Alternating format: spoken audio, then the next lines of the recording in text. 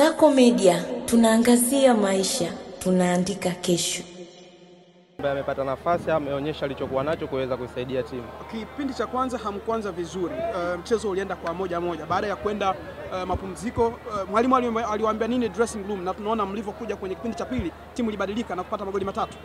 Kwa kipindi cha kwanza ni kweli, baada ya kupata goli tulikuwa tumeshuka kidogo, wapinzani wakarudisha, lakini tulipoenda katika vyumba vya kuvalia, mwalimu alisema tuwe na uvumilivu tunapokuwa na mpira, kwa sababu wao wanaweka block chini, na maana kucheza na timu hiyo inahitaji na uvumilivu kuhakikisha mnacheza ili kuweza kupata zile nafasi za kutengeneza magoli na kutumia vizuri. Kwa ndio tulichokifanya hicho. Kwa hiyo mwenyewe binafsi umeanza kupata nafasi ya kuanza kwenye kikosi cha Yanga.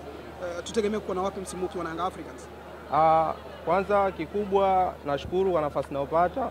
Yanga ni timu kubwa, kila mtu anafahamu hilo, na wana wachezaji ambao wamewatoa sehemu tofauti na wote wenye quality kubwa. Kwa hiyo kupata nafasi kwangu mimi kunanipa changamoto ya kuamini kwamba na uwezo, lakini jitihada kila siku kuhakikisha kila ninapopata nafasi niweze kuisaidia timu yangu kwa maelekezo ya mwalimu, lakini na kuweza kuipambania timu na washabiki waliokuja kama hivi siku zote ambao wanatupa support.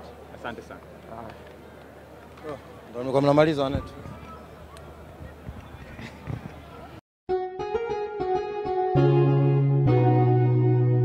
Kasako Media, tunaangazia maisha, tunaandika kesho.